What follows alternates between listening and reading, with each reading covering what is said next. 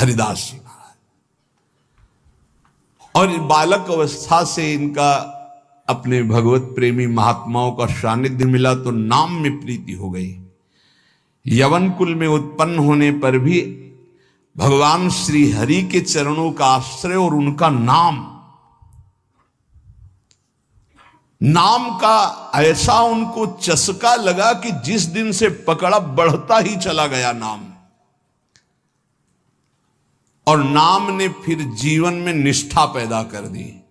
ये निष्ठा का मतलब होता प्राण निकल जाए तो ही नाम स्फुरण बंद हो, अन्यथा नाम स्फुरण बंद नहीं हो सकता। चाहे काटना शुरू कर दो, वो नाम स्फुरण, इसे निष्ठा कहते हैं। श्री हरिदास जी का जन्म बंगाल यशोहर जिले के अंतर्गत बुड़न नाम के ग्राम में हुआ था। ये जाति के यवन थे, मुसलमान थे। बाल्याकाल में बड़ी विचित्र लीला हुई। इनके माता पिता पधार गए।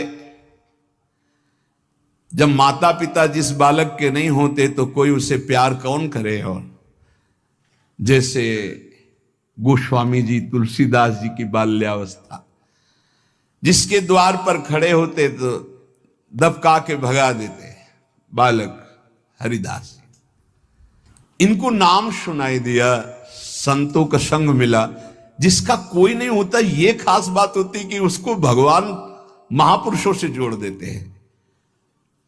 अब इनको जब नाम सुनने को मिला, कोई पूर्व जन्म का ऐसा पुण्य होगा, भगवान की ऐसी कृपा होगी, या भगवान ऐसा स्थिति देखकर दयालुता से, यद्यपि भगवान नाम जपने का कहीं किंचन मात्र कोई संस्कार ही नहीं था। ऐसे कुल में प्रकट हुए थे, यवन कुल में। पर यस्याहम अनुग्रहणामि हरिष्ये तद्धनम सनई, भगवान ने एक वचन कहा युधिष्ठिर जी से, जिस पर मैं विशेष कृपा करता हूं उसका जहां जहां अपनापन होता सब खींच लेता हूं। जन्म से माता पिता गए, बचपन से कोई प्यार करने वाला नहीं, खाने पीने तक की व्यवस्था नहीं, तो संत जन मिल गए वहां उनको। वो नाम कीर्तन करके आनंदित हो रहे थे, तो इनको भी एक नशा चढ़ा नाम का। धीरे धीरे उनके हृदय में नाम बढ़ने लगा। बड़ी कृपा जो इनका नाम जप में प्रीति हो गई। अब इनके पास अपना कहलाने वाला ना कोई व्यक्ति था और ना अपनी कहलाने वाली कोई जमीन या वस्तु थी। थोड़ा बड़े हुए तो घरों के सामने ऐसे मांग लेते, भूख लगी कुछ दे दो, तो कोई रोटी दो रोटी दे देता, बस पा लेते। गांव के बाहर वृक्ष के नीचे बैठकर बस कृष्ण कृष्ण की रट लगा देते। 24 घंटे में एक बार मांग लेते, जो मिल जाता खा लेते, खूब नाम जप करते। अब एक घर छोड़कर बेनापुल नाम के घोर निर्जन वन में एक फूस की कुटी बनाकर अकेले रहते। अखंड ब्रह्मचारी, भिक्षावृत्ति और बस नाम का निरंतर गान जप, ऐसे जोर जोर से नाम का कीर्तन करते हुए जब ऐसा तेज प्रकट हुआ जो देखे इनको लुभायमान हो जाए। ब्रह्मचर्य में बड़ा तेज होता है। अगर शरीर रोग ग्रसित ना हो और संयम से चल रहा है तो लाखों करोड़ों के बीच में उसका अलग चेहरा दिखाई देगा कि ये अलग है। ब्रह्मचारी का पहचान होती, वो चिकनाहट से नहीं होती पहचान। चिकनाहट तो अभक्ष पदार्थ खाने वालों के भी चेहरे में होती है। उसका तेज, उसके नेत्र, उसकी वाणी, उसका आकर्षण, लाखों में अकेला वो नजर आएगा। आजकल के 13-14 वर्ष के नए नए बच्चे ऐसे गंदी वासनाओं के शिकार हो रहे हैं, बड़ा हृदय पीड़ित होता है। छोटे छोटे बच्चों को गलत शिक्षाएं बच्चों से मिल गई या मोबाइल से मिल गई, सर्वस्व नाश कर रहे। जिस समय लावण्य प्रकाशित होने की नव किशोर अवस्था, उसी समय नष्ट हो जाते हैं। जो देखता ठाकुर हरिदास जी को प्रभावित हो जाता। क्या दे दूं, ऐसा लगता क्या दे दूं, कैसे हमसे बात करें, ये हमारी तरफ हेर ले, नेत्र नीचे, बस नाम चल रहा है। जब भिक्षा के लिए जाते तो प्रभावित होकर लोग, एक समय था कि दबका देते, एक समय था मांगने से एक आध रोटी, लोग हाथ जोड़े खड़े रहते, हमसे ले, हमारे पास बैठ के पालो। पर इनका भगवान नाम चल रहा है, ना बोलना किसी से, ना नाम का तार टूटना, बस धीरे धीरे निरंतर नाम उच्चारण करते रहना। भगवान नाम का इतना प्रभाव पड़ा कि जहां वो बैठ जाते वो स्थान पवित्र हो जाता, वहां लोगों को शांति मिलने लगती। ये प्रभाव होता है।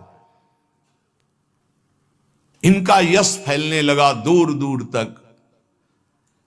अब लोग इनके दर्शन करने के लिए आने लगे। तो जब लाखों की श्रद्धा होती तो 10-5 ऐसे दुष्ट स्वभाव के होते हैं कि उनको ईर्ष्या होती, जलन होती है, अपने आप होती। महापुरुषों से उनको जलन होती है। वो भगवान की लीला होती है। क्या लीला होती है? डंडे में ही झंडा फहराया जाता है। तो ये जो दुष्ट लोग ईर्ष्या करके भक्त को सताते हैं, ये डंडे का काम करते हैं, उनका यश फहराते हैं। जो दुष्ट और ईर्ष्यालु लोग हैं उनको असह्य हो गया यश। लाखों लोग जब हरिदास जी के दर्शन के लिए हो, तो उसमें से ऐसे भी लोग थे जिनके भारी ईर्ष्या पैदा हुई, कैसे इनको नष्ट किया जाए। ये ऐसे होते हैं ईर्ष्या। पूज्य उड़िया बाबा का जब वृंदावन में यश प्रकट हुआ तो कुछ लोगों ने चंदा इकट्ठा करके बाबा की बीच सत्संग में नाक काटने के लिए आदमी तय किया। वो आदमी चाकू छुपा के गया प्रणाम करने की मुद्रा, और ऐसे जीव तो वहां उनके पार्षद जो मोरछली डरा रहे थे बहुत सावधान, तत्काल पकड़ते पकड़ते चावल भर नाक में चाकू चली गई। बाबा उनको तत्काल एकांत लायक गुफा में ले गए और कहा, भैया हमने कभी कोई कटु वचन आपको कहा क्या? तो रो पड़ा। बोले, बाबा पैसे में, गरीब आदमी हूं मैं, पैसे में बिक गया। मुझे अमुक ने इतने रुपए दिए हैं और कहा इसके बाद इतने रुपए और देंगे। मैं हाथरस का हूं, मैं गरीब आदमी हूं, केवल पैसे के लिए काम। मैं आपको नहीं जानता था पर हमसे कहा गया कि जाइए और ऐसा कर। बाबा मुझसे बहुत गलती। बाबा ने कहा कोई बात नहीं है, कुछ पैसे अपनी तरफ से दिलाए और कहा हाथरस की गाड़ी में बैठाल के आओ। अपने जनों से कहा कसम हमारी है अगर इसको एक शब्द भी कहो, तो सम्मान पूर्वक उसे हाथरस सुरक्षित भिजवा दिया। अकारण द्वेष मानने वाले पैदा हो जाते हैं जब किसी का यश होता है। कैसे इनका यश नष्ट हो? ये ईर्ष्यालु एक रामचंद्र खां नाम के बड़े जमींदार थे। यार हमारे पास तो जमीन रुपया पैसा कोई नमस्कार नहीं करता है, 2 रोटी मांग के खाने वाला नाम जपा, इसको जिसको देखो प्रणाम करता चल। ये लगता है कौन भाई? बोले बाबा जी। बाबा जी मतलब बाबा जी तो एक लगता है क्या है, मतलब बाबा जी क्या है? उसको लगा मैं जमींदार हूं, रुपया है, पैसा है, हमें तो कोई नमस्कार नहीं करता है, इसको जो देखो नमस्कार कर रहा है, कैसे इसका यश नष्ट करूं? तो पहला बाण होता है कामिनी। जब कभी किसी को नीचा दिखाना होता है, ऐसा होता है। जब कभी किसी का यश होता है तो विविध प्रकार की माया के पार्षद अपना प्रयास करते हैं। तो उसने विचार किया कि इसका कैसे नाश किया जा सकता है, कैसे नीचा दिखाऊं, इसके बड़े हुए यश को कैसे मिट्टी में मिलाऊं। जमींदार तो था ही, पैसे थे ही। उसने विचार किया कि इनके पतन करने के लिए, इनका पतन भी करूं उपहास भी करूं, दोनों बातें हो जाएंगी। उसने नवीन अवस्था की वैश्या 2 जो उसके परिचय में थी, उनमें से एक को देखा जो बहुत प्रवीण, बहुत सुंदर, बहुत चालबाज, चतुर। उसे कहा जितना रुपया चाहोगे उतना देंगे, बस इनकी कुटिया में जाओ, इनको पतित कर दो, फिर हम अल्लाह मचा देंगे और तुम हां बोल देना। वो पैसे में बिकने वाली उसको तो क्या, जिसके बड़े रक्षक भगवान है उसको कौन पतित कर सकता है, नीचा दिखा सकता है। एक बार गदाधर भट्ट जी का बहुत बड़ा यश फैला हुआ था। जब वो सत्संग करते तो लोग हजारों लाखों लोग सत्संग का आनंद लेते। तो उसमें एक कल्याण सिंह नाम के जमींदार धनी मानी आते थे। अब सत्संग में संयम की चर्चा होती, तो जब से सत्संग सुना उन्होंने अपनी पत्नी से बात नहीं किया। गृहस्थ धर्म का जो संयोग है उन्होंने बात ही नहीं की। पत्नी ने देखा कि हमारे वर्षों होते जा रहे हैं और हमारे पति हमारे हाथ से गए। यद्यपि उनके सौम्य बर्ताव, बड़ा साधुता का बर्ताव, पर वो काम से पीड़ित होकर के हमारे जीवन में आग लगाने वाला एक गदाधर भट्ट जी हैं। अगर ये कथा ना करते तो हमारे पति का स्वभाव न बदलता और हमारा जीवन गृहस्थ धर्म नष्ट ना होता। तो देख लेंगे हम इनको। और वो जमींदार धन था। एक भिखारिन गली में जा रही थी मांगती हुई, बुलाया उसको, और गर्भवती थी। बोले तुम्हारे गर्भ का खर्चा, परिवार का खर्चा जब चाहोगे उतना धन देंगी, बस एक बात है। उसने विचार किया कि अगर गदाधर भट्ट पर अश्रद्धा हो जाएगी तो मेरे पति पुनः वापस हमें मिल जाएंगे, क्योंकि उन्हीं की बात पर वो आकर के ब्रह्मचर्य रह रहे हैं, संयम से रह रहे हैं। बोले तुम कथा के बीच में जाओ और कह दो जब ये नहीं था तब तो खूब आते थे और जब ये दे दिया तो आने बंद कर दिया, आप क्या व्यवस्था होगी इसकी, बस इतना तुझे बोलना है। वो जानती थी इतना बोलेगी कि लाखों की अश्रद्धा हो जाएगी। खूब सत्संग का रंग जमा हुआ था। इतने में वो आई और ऐसे सामने खड़ी हो गई। सब लोग आश्चर्यचकित। थोड़ा अच्छा कपड़ा पहना दिया था उसको। उसने कहा महाराज अब तो प्रवचन में लग गए, जब गर्भ नहीं था तो खूब आते थे और जब गर्भ रह गया तो अब आए नहीं, इसका पालन कौन करेगा।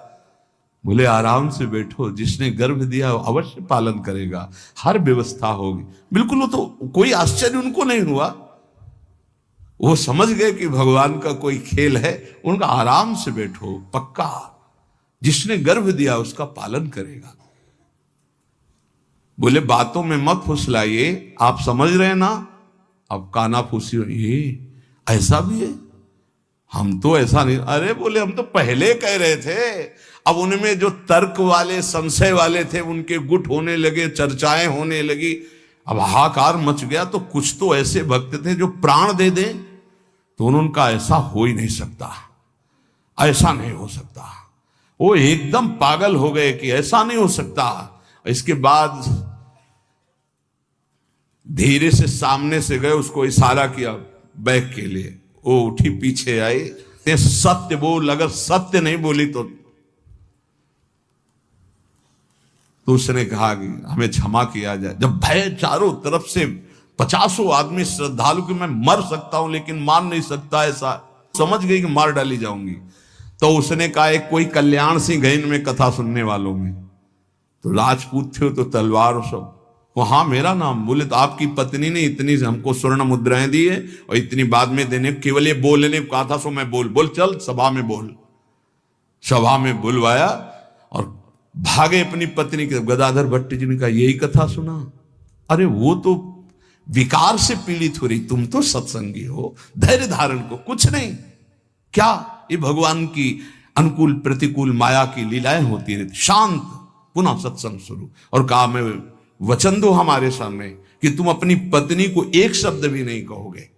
और देखो गृहस्थ में संयम का ब्रह्मचर्य रहा जाता है, उसमें अखंड ब्रह्मचर्य नहीं रहा जाता। पाणी ग्रहण किया है तो संयम पूर्वक, जितना आप प्यार पूर्वक संयम से ब्रह्मचर्य रहो, फिर गृहस्थ धर्म का समझाया उनको। तो ये बड़े बड़े महापुरुषों के जीवन में होता है। रामचंद्र खान ने एक वैश्या से कहा तुम जितना रुपया मांगोगे देंगे, इनको भ्रष्ट कर दो, फिर हल्ला मचा देंगे, फिर इनका सब यश धूल दूषित हो जाएगा। पर उनको ये नहीं पता था कि ये भगवान के दास हैं, इनकी सुरक्षा स्वयं भगवान करते हैं। करो सदा तिनके रखवारी, जिम बालक राखे महतारी। जैसे मां दिखाई नहीं दे रही, बालक खेल रहा है, लेकिन पक्का मानिए मां की दृष्टि वही है, अपने बच्चे पे है। कहीं कोई ऐसी बात ना हो जाए जो हमारे बच्चे को दुख हो जाए, वो कार्य करती हुई एक दृष्टि में देखती रहती है। मेरे प्रभु अपने जन को हर समय देखते रहते हैं, हर समय से। जहां मेरा भक्त चरण रखे वहां रखूं मैं हाथ। बस लीला समझ पाना बहुत कठिन है भगवान की।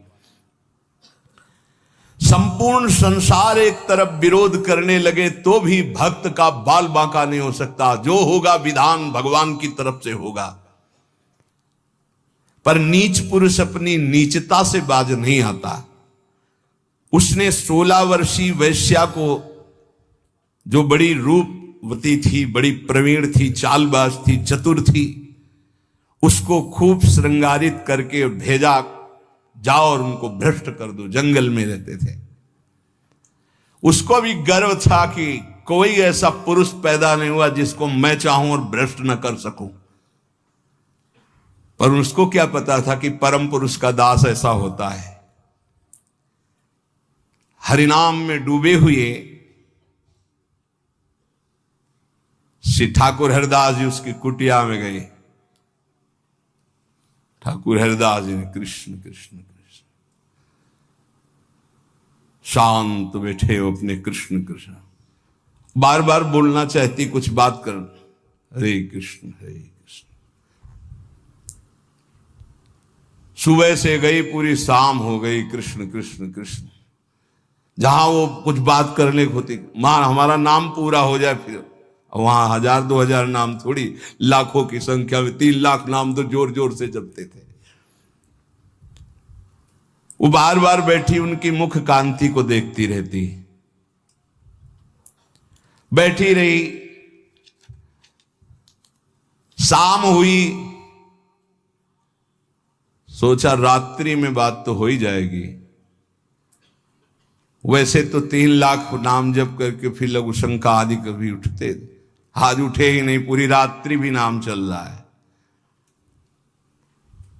वैश्या फिर गई, श्रृंगार वंगार करके फिर दोबारा आई, फिर नाम कीर्तन। जब बीच में बोलने की बात करती तो हरे कृष्ण कृष्ण। कितनी कृपा वैश्या के ऊपर। ऐसे महापुरुष को बराबर देख रही, उनका नाम सुन रही। तीसरे दिन एकदम विचलित होकर के, आप हमसे बात क्यों नहीं करते? रुके, हाथ जोड़ा और कहा आपसे अच्छे से बात करूंगा, हमारी नाम जप की अभी संख्या पूरी नहीं हुई, उसको पूरी हो जाए। ऐसे अमृतमय वचन की हृदय एकदम हाय मच गया। ये क्या? वैसे मैं पापनी हूं, नीच हूं, गंदा आचरण करती हूं, ऐसे महापुरुष के लिए गंदी बात सोच रही। 3 लाख नाम की फिर तार चल पड़ा, हरे कृष्ण। उच्च स्वर से रोने लगी वो, शुरू हो गई हरे कृष्ण हरे कृष्ण। साथ में हरिदास जी ने देखा, हा अब क्या महापुरुषों का प्रभाव। हरिदास जी अब बोले, हाँ अब बात कर सकती हो। तो बात करने लायक नहीं रह गई थी। अश्रु प्रवाह चल रहा था और कृष्ण नाम चल रहा था। उठी और चरणों में लौट गई, का धिक्कार है मुझ निज पापनी को कि आप जैसे महापुरुष के लिए मैंने गंदी बात सोची, मुझे क्षमा कर दीजिए। चिल्ला चिल्ला करके रोने लगी। उन्होंने कहा, दुखी नहीं होना, मेरे प्रभु तुम पर बहुत कृपा किए हैं। वो आंखों से आंसू बहाती जा रही, गदगद कंठ से कह रही, पतित पावन आप मुझे स्वीकार कर लीजिए, मैं आपकी चरणों की दासी हूं। आप तो अहेतुकी कृपा करने वाले परम दयालु हैं। आप पात्र और अपात्र का विचार न कीजिए, मुझ जैसी नीच को स्वीकार कर लीजिए। और चिल्ला चिल्ला के रोने लगी। हरिदास जी ने कहा, जो नाम सुन रहा है वो नीच कैसे हो सकता है? उन्होंने कहा, आप मुझे जानते नहीं, मैं वैश्या हूं, मैं लोक निंदित हूं, मैं बहुत ही गंदी हूं, मैं खोटी बुद्धि से आपको भ्रष्ट करने आई थी। हरिदास जी ने कहा, इस समय आपके हृदय में क्या है? बोले, भगवान बस आपकी दास्ता, आपके आदेश का इंतजार। मैं क्या करूं? मुझे आदेश कीजिए।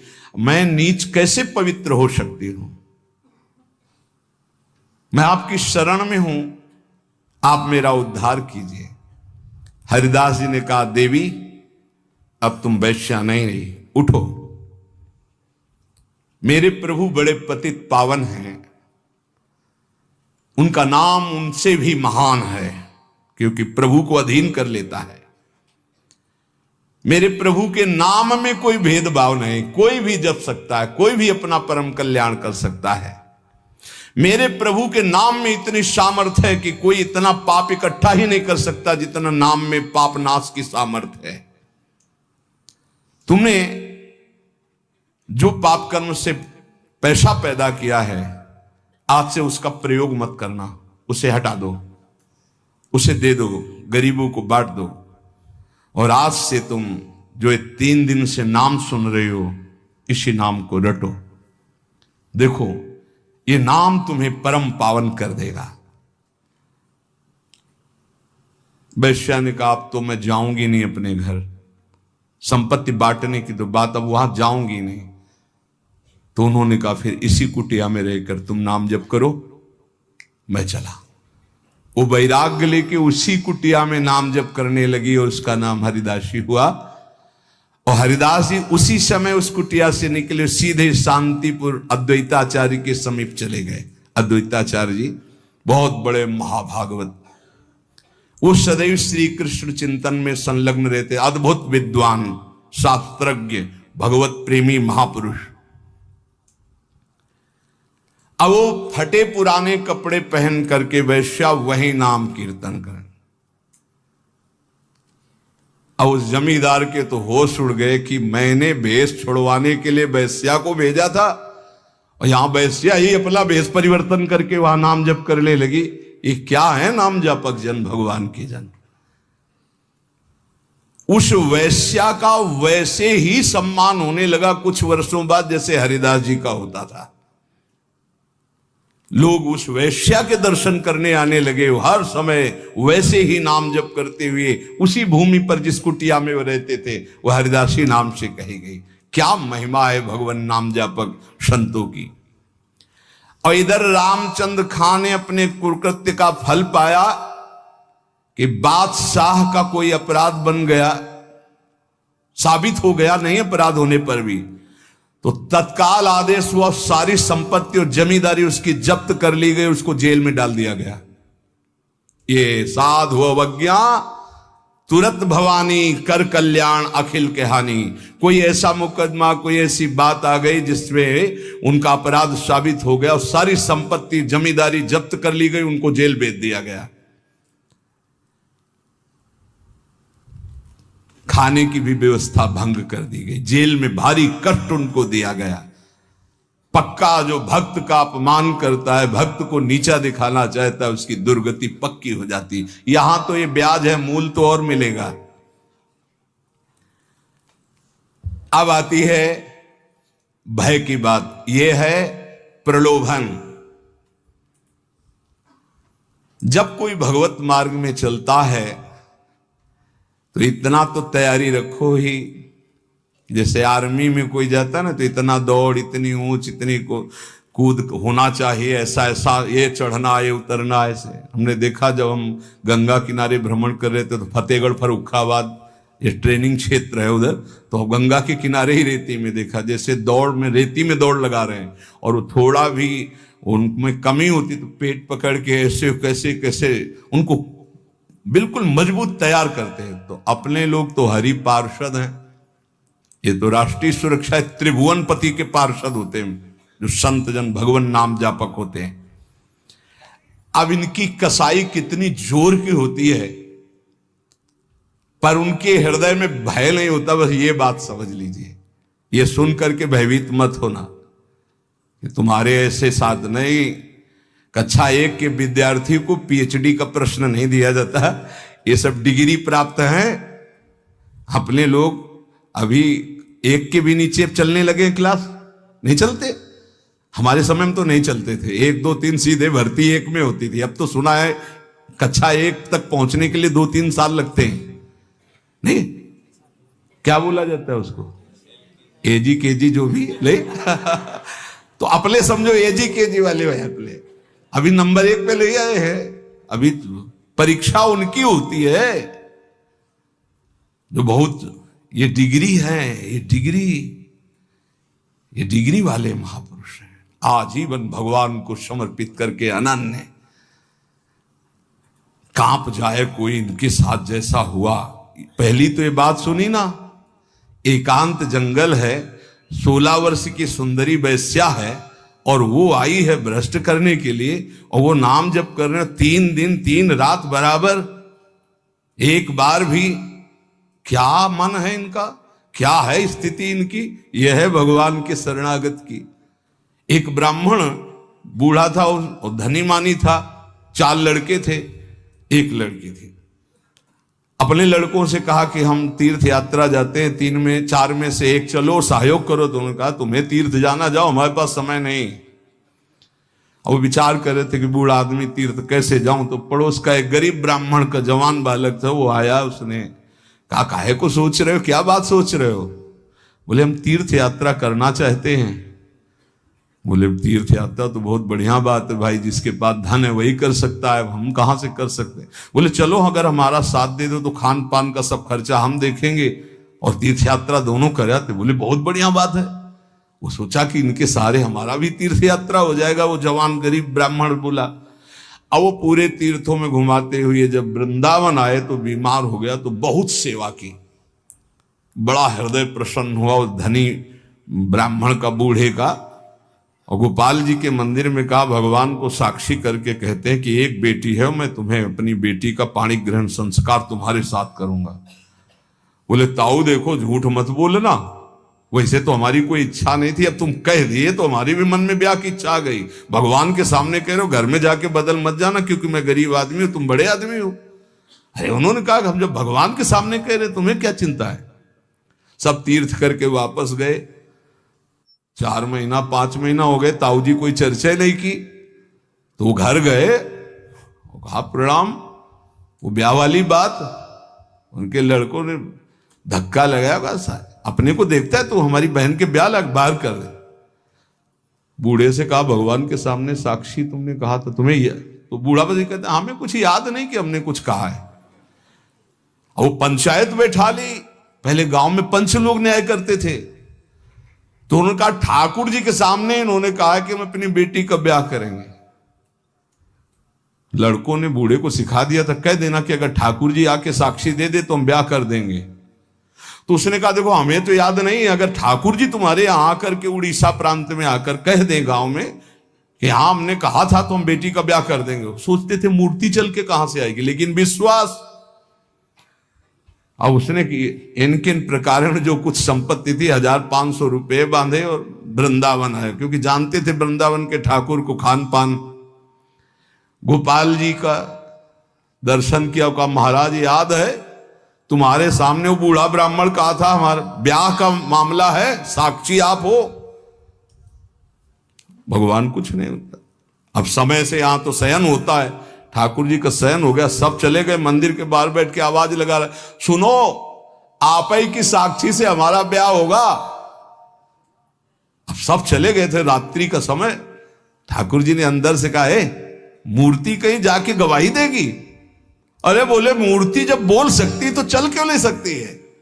ठाकुर जी उठ के आए और कहा देखो यार चल तो सकते, पर हमें खान पान की भी। बोले हमें पता था, आपका स्वभाव पता था कि माखन मिश्री ये सब आपको पसंद है, हमारे पास कुछ रुपया है, हम सब खरीद लेंगे और लेकर चलेंगे। तो बोले जल्दी व्यवस्था करो, रातों रात यहां से निकल चलते। ठाकुर जी देखो तैयार हो गए।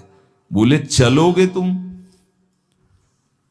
हमारे साथ चलना है आपको, तो आगे आगे चलोगे कि पीछे चलोगे? ठाकुर जी ने कहा आगे तो तुम्हें चलना पड़ेगा, पीछे हम चलेंगे। बोले ना आए तो कैसे पता चलेगा आप आ रहे हो? बोले हमारे नूपुरों की ध्वनि सुनाई देगी, पर एक बात है अगर पीछे मुड़ के देख लिया जहां से वहां से हम नहीं जाएंगे। बोले जब नूपुरों की ध्वनि पैर की आहट सुनाई देगी तो हम क्यों देखेंगे पीछे? खवाने पियाने के लिए तो पीछे देख सकते हैं रुक के। बोले हाँ ठीक, बात तय हुई। गोपाल जी चले। कई दिन खवा पिया के ठाकुर जी को भोग लगा के जब गांव के नजदीक रह गया तो उसने देखा कि आ रहे कि नहीं, पीछे देखा ललित त्रिभंगी ठाकुर। ठाकुर जी ने कहा देखो अब तो नहीं जाएंगे। बोले जरूरत भी नहीं, हम सबको बुला के लाते हैं। गांव में हल्ला मचा, वृंदावन से गोपाल जी आए साक्षी देने के, भीड़ लग गई। ब्राह्मण ने कहा अपने लड़कों से कि आप नहीं, अब तो साक्षी देने की जरूरत ही नहीं, भगवान पधार गए और ब्याह हो। बोले विश्वास का फल देखो, मूर्ति चल करके यहां से उड़ीसा प्रांत जाकर साक्षी देने लगी। विश्वास का फल देखो, भयंकर से भयंकर कष्ट की परिस्थिति में प्रहलाद जी की आह नहीं निकली, और प्रहलाद जी का विश्वास देखो, खंभे से नरसिंह भगवान का अवतार हो गया। ये विश्वास बहुत बड़ी उपलब्धि है साधना की। महात्मा हरिदास जी विश्वास के तो मूर्तिमान स्वरूप हैं। उन्होंने नाम को ही अपना जीवन माना, भगवान निष्ठा उनके हृदय में अटल भाव से थी। बेनापोल की निर्जन कुटिया में उस वैश्या का उद्धार करके उसे हरिदासी बनाकर आप शांतिपुर आ गए, अद्वैताचार्य जी के पास। शांतिपुर के समीप ही फुलिया नामक ग्राम में एकांत में छोटी सी फूस की झोपड़ी बनाकर अहरनिश कृष्ण नाम जप रहे थे। उस समय बादशाह यवन ही था और वहां के बड़े बड़े काजी अधिकारी यवन ही थे। भारी अत्याचार उन लोगों का था, यहां तक कि उनके धर्म के विरुद्ध कोई चू नहीं बोल सकता था, सत्ता थी। अब जब वहां काजी को पता चला कि रात दिन ये नाम जप करता है और यवन धर्म से इसका जन्म है, तो उनके मन में आया कि इसको दंड दिलाया जाए कि बड़ा इसका सम्मान हो रहा है। काजियों का ये समझो एक तरह के वो बादशाह ही होते थे, बादशाह उन्हीं के इशारे से चलते थे। गोराई नाम का एक काजी था जो बहुत ही कठोर और कर्कश स्वभाव का था। हरिदास जी का प्रभाव देखकर वो ईर्ष्या से देखता। मतलब कुछ लोग ऐसे देखते हैं कि बस उनके पास जो है वो भस्मासुर वाली ताकत नहीं है कि हाथ धर दे भस्म हो जाए, नहीं तो भक्तों को वो भस्म ही कर दे, ऐसी दृष्टि होती है। वो दृष्टि से पता चलता है। वो हरिदास जी को ऐसे देखता कि कैसे इनको नष्ट कर दूं। और जब उसको ये पता चला कि यवन धर्म के ही हैं, तब तो बढ़िया उसको रास्ता मिल गया। हरिदास जी का प्रभाव दिनों दिन बढ़ता चला जा रहा था। उसने विचार किया कि यवन धर्म के होकर के हिंदू धर्म का नाम ले रहे हैं, ये तो कुफ्र है, काफिर है। ऐसा काजी ने विचार किया। इसे बादशाह के सामने पहले पेश करें, फिर इसको दंड निर्धारित करें। गुराई काजी ने विरुद्ध राज दरबार में अभियोग चला दिया ठाकुर हरिदास जी की। राज आज्ञा हुई तत्काल गिरफ्तार किया जाए, क्योंकि बादशाह यवन था। हथकड़ी बेड़ियों से जकड़ लिए गए ठाकुर हरिदास जी। डरना नहीं, ये डिग्री वालों की बात है जो उच्च कोटि के महापुरुष हैं। तुम मत सोच लेना कि हम राधा राधा जपेंगे तो, हाँ ऐसा नहीं। भगवान वो सामर्थ्य देते जो प्रहलाद जी को सामर्थ्य दी, वही ऐसे भक्तों को सामर्थ्य देते। ऐसा नहीं है कि अपने सामर्थ्यहीनों को ऐसा प्रश्न कर, ऐसा नहीं, डरना नहीं कि भगवान बड़ी भारी परीक्षा लेते हैं। हथकड़ी बेड़ियों से जकड़ लिए गए और इनको पेश किया गया निरपराध हरिदास जी को अपराधी की तरह। बादशाह ने देखा 9 युवक तेज से प्रभावित, मानो पूरा सभा आश्चर्यचकित और आलोकित हो गई हो, प्रभावित हो गए जो यवन बादशाह थे, और कहा सम्मान से इनको बैठाला जाए। आसन दिया गया, आसन पे बैठे। हरिदास जी जब बैठ गए तो बादशाह ने कहा कि आपने स्वाभाविक धर्म परिवर्तन किया है, तुम्हारा जन्म तो मुसलमान के घर में हुआ है और ये तुम्हारी जैसे अपने भगवान का नाम लेते हैं, तैसे अपने भगवान का नाम लेके बोले कि तुम्हारी तो कृपा ही जो है, जो यवन धर्म में तुम्हारा जन्म हुआ। बादशाह ने कहा तुम काफिरों का आचरण क्यों करते हो? इससे तो तुम्हें नर्क जाना पड़ेगा। मुझे बड़ी दया आ रही तुम्हें देखकर, दंड देना नहीं चाहता, फिर भी तुम तौबा बोलो, प्रायश्चित करो और कलमा पढ़ो, छोड़ो इसे, तो तुम्हारे दंड में हम कुछ कमी कर सकते हैं, नहीं तो भयानक दंड तुम्हें मिलेगा क्योंकि तुम काफिर हो। सुख की प्राप्ति धर्म से चलने से होती, तुम धर्म का त्याग कर चुके हो। हरिदास जी ने कहा श्रीमान महाशय, आपने जो कुछ कहा आप अपने ज्ञान के अनुसार, विश्वास के अनुसार, धर्म के अनुसार ठीक बोल रहे हैं। आपका विश्वास आपको फल देता है, ठीक कह रहे हैं। क्या कोई हिंदू आपके धर्म को स्वीकार करेगा? अगर स्वीकार करेगा तो उसे नरक मिलेगा?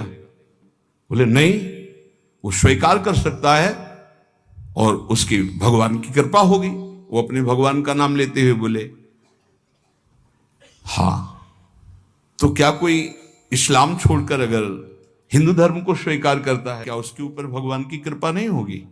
क्या वो भगवान का भजन नहीं करता? फंसा लिया। काजी बीच में बोल पड़ा, देखो साहब इसकी बातों में मत आना, अगर आप इसको छूट दी तो आगे आप समझ लीजिए कि आपके धर्म में चलने वाले कितने लोग ऐसा करने लगेंगे।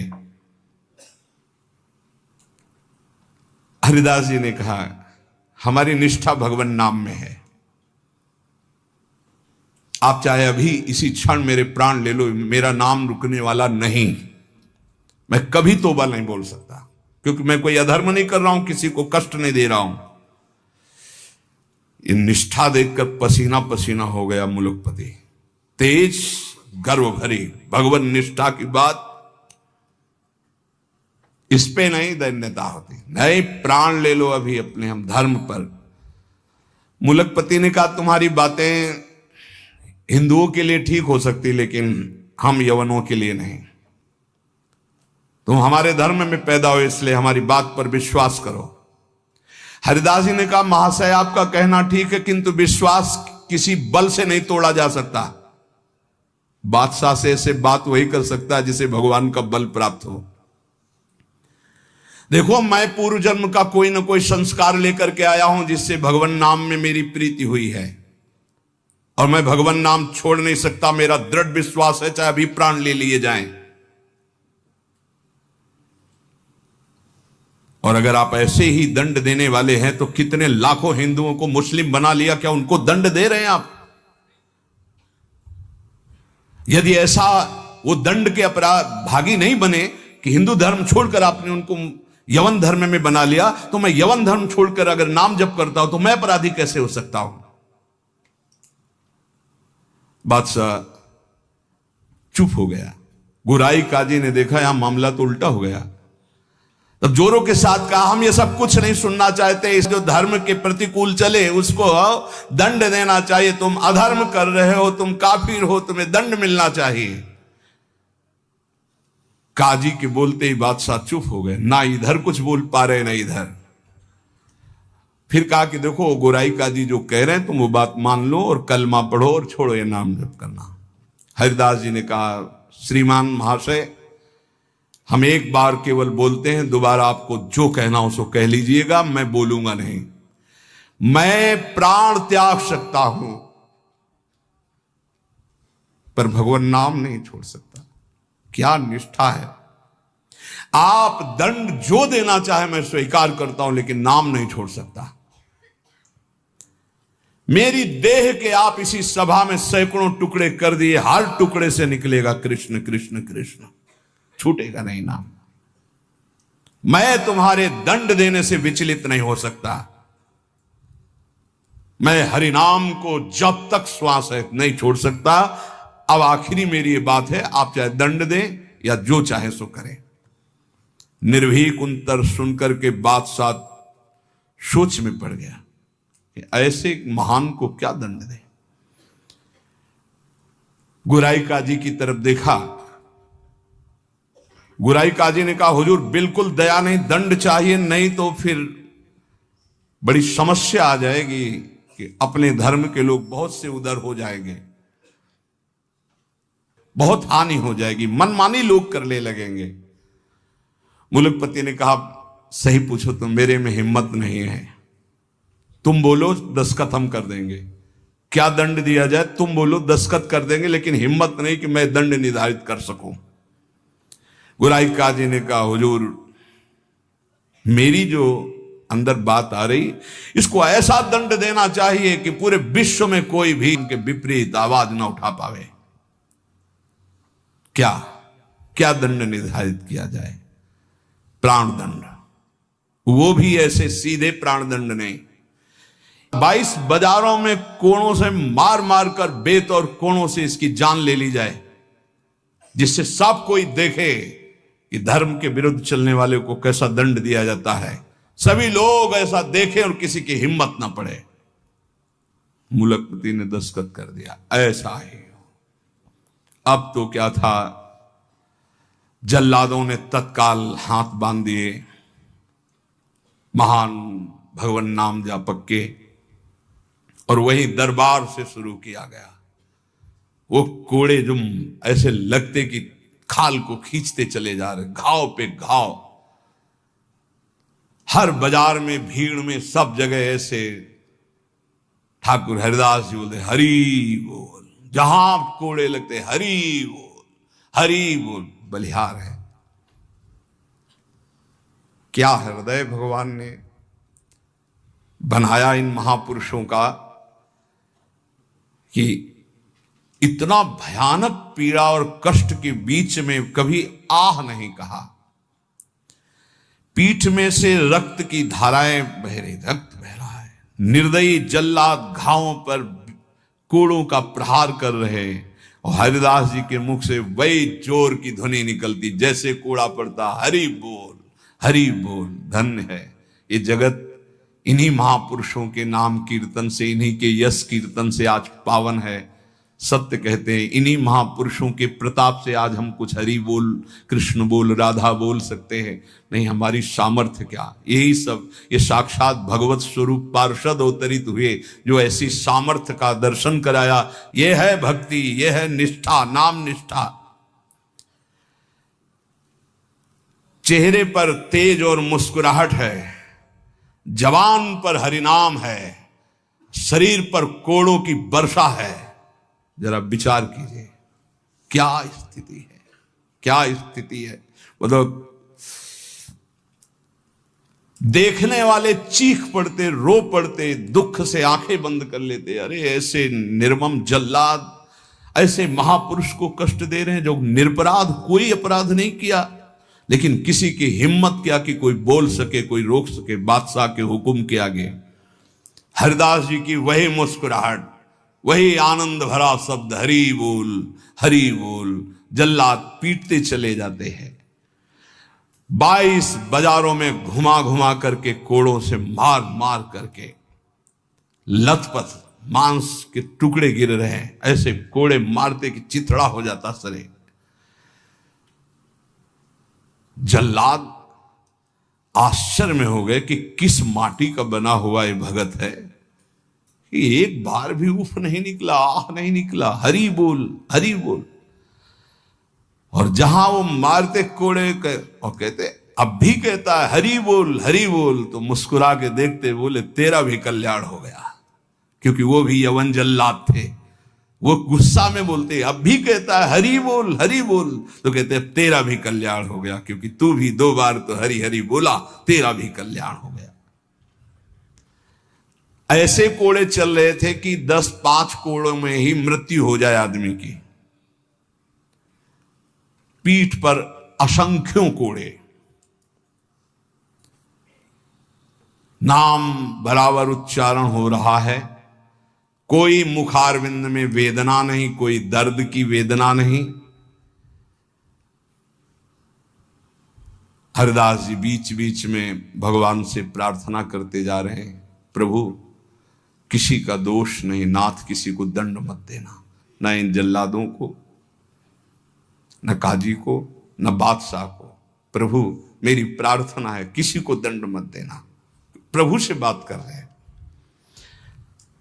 जो दंड दे रहे हैं उनके लिए वो उसी समय भगवान से प्रार्थना कर रहे हैं कि इनको किसी को कष्ट, क्योंकि पता है प्रभु ये सब भूले हुए लोग हैं, इनके अपराध को आप कभी मानना ही नहीं कि अपराध किया है।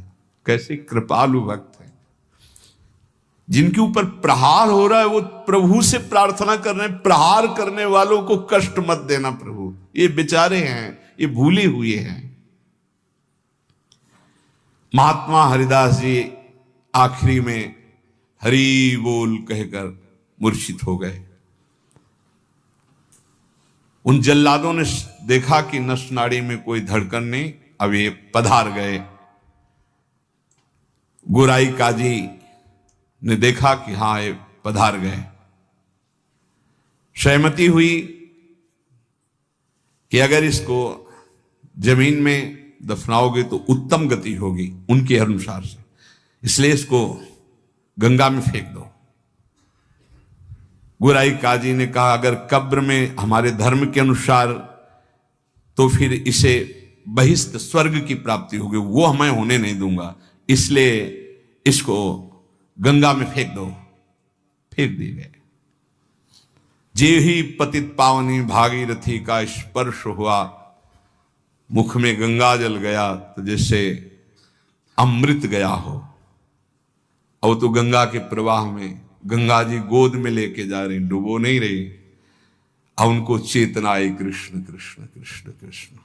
गंगा जी धीरे धीरे उनको अपनी लहरों से, गंगा जल के स्पर्श से सारी जो वेदनाएं थी, घाव थे, उनमें बड़ी शीतलता। हरिदास जी को चेतना हुई और बहते हुए जब किनारे लगे तो लोगों ने उनको उठाया और फुलिया के समीप उनको गोद में लेकर के ले गए, जहां उनकी पहले कुटिया थी। चारों ओर ये बात तो फैल ही गई थी। हरिदास जी के दर्शन के लिए भारी भीड़ इकट्ठा हुई। हरिदास जी बैठ करके कीर्तन कर रहे हैं। क्या मतलब, क्या देह है, क्या स्थिति है। इसलिए जैसे भगवान अनंत, उनके भक्त की महिमा अनंत। गंगा जल के स्पर्श से सारे घाव खत्म हो गए, किसी औषधि की जरूरत नहीं पड़ी। चमत्कार। जब बादशाह ने सुना कि वो जीवित हो, नाम कीर्तन कर रहे हैं, तो विश्वास ही नहीं हुआ गौराई जी को कि ऐसा हो ही नहीं सकता, ऐसा बिल्कुल नहीं हो सकता, क्योंकि कुछ बचा ही नहीं था, इतनी उनकी मार मारी गई थी, ऐसा हो ही नहीं सकता। बादशाह, गोराई काजी सब देखने के लिए आए। जब ये सुना कि बादशाह साहब हटाया गया, बादशाह जाग वही तेज, वही नाम, वही स्वस्थ शरीर। तब उन्होंने गोराई काजी की तरफ देखा और कहा भारी अपराध बन गया, ये कोई साधारण नहीं हो सकते, ऐसा दंड पाने के बाद तो कोई जीवित ही नहीं रह सकता। साष्टांग दंडवत ठाकुर हरिदास जी की बादशाह ने की और कहा मुझे क्षमा करो। वैसे मैं दंड देना नहीं चाहता था, लेकिन ये गोराई काजी ने, उन्होंने कहा श्रीमान अब भी आपसे प्रार्थना करता हूं, आपका इसमें कोई दोष नहीं है, ये कोई हमारा पूर्व का हिसाब था जो पूरा हो गया, आप प्रसन्न रहिए। उन्होंने कहा मैं आपकी सेवा करना चाहता हूं, आप आज्ञा कीजिए। ठाकुर हरिदास से कहा बादशाह ने, उनका बस एक सेवा कर दीजिए, अब कभी आना मत और हमारे नाम कीर्तन में कभी विघ्न मत डालना। उनका आज के बाद कभी कोई आपको विघ्न नहीं डालेगा, और आप अगर ऐसा कहते तो मैं कभी आपके सामने नहीं आऊंगा। काजी को फटकारा और लेकर चले। हरिदास जी ने विनम्रता से कहा सुनते जाइए, आप कभी क्षोभ मत करना, इसमें कोई अपराध नहीं है। देखो मनुष्य शरीर में दुख सुख का विधान होता है, हर जीव को अपने कर्म भोगने होते हैं। निमित्त किसी को कर्म बना दे, आपको निमित्त बना दिया, ये तो मेरा ही कर्म था जिसको मैंने भोगा। ऐसे कोई कर्म पूर्व जन्म में किए होंगे जिनका फल मुझे भोगने को मिला, आप कभी क्षोभ मत कीजिएगा। हरिदास जी की ऐसी बात सुनकर फिर बादशाह लौट पड़ा, चरणों में पुनः प्रणाम किया। जितने भी वैष्णव ये सब आकर के बड़ा दुख प्रकट किए हरिदास जी के पास। क्या भगवान, कहां भगवान, आपके ऊपर कोड़े चल रहे थे, कहां भगवान थे, क्यों नहीं बचाए? हरिदास जी ने कहा आप लोग नहीं जानते, आप तो शास्त्र के मर्म को जानने वाले हैं, लेकिन भगवान की कृपा को जानते हैं? मुझे जो दंड मिला उसका कारण है मैंने भगवान नाम की अवहेलना सुनी राज दरबार में, और जीवित रहा, इसलिए मुझे दंड मिलना जरूरी था। और दूसरी बात, जिस समय मेरे ऊपर कोड़े चल रहे थे तुम्हें दिखाई नहीं दे रहा था, हरि ऐसे किए गए थे, एक भी कोड़ा मेरे ऊपर नहीं लगा। जैसे प्रहलाद जी से पूछते थे उनके मित्र कि तुम्हारे ऊपर हाथियों से कुछ लाया गया, ये तो कहते थे मेरे हरि मुझे ऐसे गोद में लिए, एक भी कष्ट मेरे को नहीं हुआ। ठाकुर हरिदास जी कह रहे तुम्हें नहीं दिखाई दिया, तुम कोस रहे हो प्रभु को। जिस समय कोड़े चल रहे थे हरि ऐसे सहस्त्र बाहुओं से मुझे ढके हुए थे, वो कोड़े हरि के ऊपर चल रहे थे, मेरे ऊपर नहीं। वो हरि वार ले रहे थे, मेरे ऊपर नहीं। तभी वो जोर से बोलते थे हरि बोल, क्योंकि हरि पास में। ये भक्त जानता है, बाहरी क्या जाने।